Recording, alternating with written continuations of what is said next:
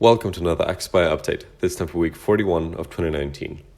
This week we've been hard at work as always. We released two microsites for Bilr and Resolver, each respectively hosted at getbilr.com and getresolver.com. These are temporary sites until we create full-on multiple-page SaaS sites for each product. This is already underway for Bilr. In addition to this, we're working on a brand new aXpire homepage which will serve as the access point for businesses and consumers alike, drawing inspiration from BitPay and Arc. Beyond this, we're preparing for the full launch of our legal e-billing application, Bilr, at a LegalTech conference this February. We'll have 2 speaking spots and a booth, and we really think Bilr will blow lawyers out of the water. Our sister company, LSG, has been working in the legal tech space for 15 years. Throughout this time, the company has and is working with the likes of Coca-Cola, the Transitive Company, and many more. This experience has also led to us having collected invoices from over 80,000 different entities, from law firms to non-legal vendors. We've used these invoices to create an invoice optimization AI which screens users' invoices and makes them clean, on average adding an extra 6 to 11% of revenue to each invoice. This is able to happen as most law firms and individual lawyers lose out on a lot of revenue in the process of accurately recording time, often due to silly mistakes. AI is perfectly poised to catch these mistakes, with the technology being proven in tests to be far superior to manual human checking. All in all, we have through LSG helped law firms recover over $500 million worth of revenue throughout these 15 years. And we're now bringing that experience into a mobile app that will be available in the Apple App Store and the Google Play Store, as well as through traditional purchases wherein we help a law firm integrate it into their business's structure. Definitely stay tuned for more news on Bilr. The technology is as exciting and, dare I say, as revolutionary as Resolvers, but the sales cycle is a lot faster and the application is much more accessible. That's all for the project side of this week's update. Next, we have This Week in Crypto, bringing a collection of news and happenings from this past week to your attention, as well as giving you our brief opinion on them. In charitable news, UNICEF announced that they've launched a cryptocurrency fund supported by the Ethereum Foundation, which aims to raise capital for the UNICEF Innovation Fund. The UNICEF Innovation Fund invests in companies which are creating cutting-edge applications which could be beneficial for UNICEF. To date, the Innovation Fund has invested $600,000 spread over 6 different blockchain-focused startups. Of course, they also invest in non-blockchain startups as well.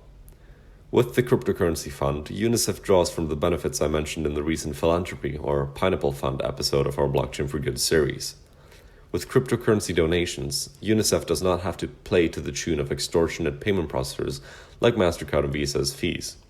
Instead, they can get direct donations from people which believe they are doing good work.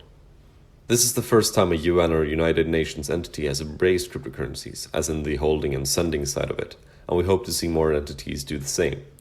There is a vast array of benefits that could be yielded to a wide range of entities with blockchain.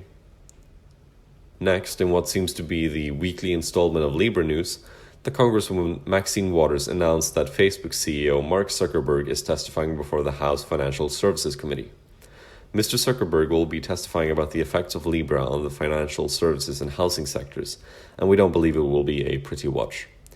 Last time Libra endured a congressional hearing, there was little positivity to be heard, and we doubt this will be any different, as we always say. In addition to Libra being heavily scrutinized, Mr. Zuckerberg himself and Facebook are also not loved by Congress, as seen in previous hearings he attended related to the Cambridge Analytica and other privacy scandals. We think Libra will be grilled, and that ultimately it will take years before Libra is launched, if ever. In completely different news, Consensus, one of the largest Ethereum dev shops, has announced that they're giving out a new round of grants to open source Ethereum projects which create products or protocols that benefit the entire Ethereum space. Consensus announced that they're giving $175,000 spread across 7 different projects. This is great to see, and we think it's a smart move, not only from a marketing perspective, but also from an existential one.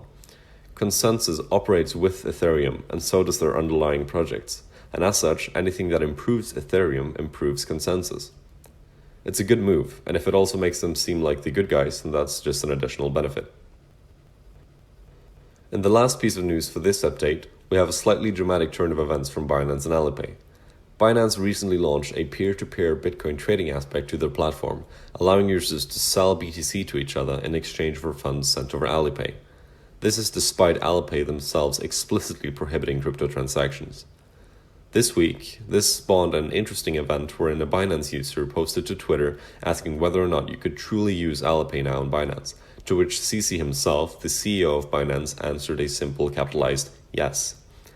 Responding to that very yes was AliPay themselves, responding with a capitalized no, and that it was not possible. Later that day, AliPay even posted a Twitter thread wherein they further said that any activity they deemed to be associated with trading cryptocurrencies would not be allowed and that it would result in a ban. Of course, it is possible to trade on Binance using AliPay, but that's only until or if a user is caught. AliPay is wrong in saying that it's not possible, but they're certainly right in saying that it's not allowed, specified in their own terms and conditions. We think it's a curious move by Binance to so blatantly disregard AliPay's wishes, but given the peer-to-peer aspect of it, we doubt that it'll be any fallout. Regardless, we'll be keeping our eyes and ears peeled for more information. That's all for this week's update. Thanks for watching.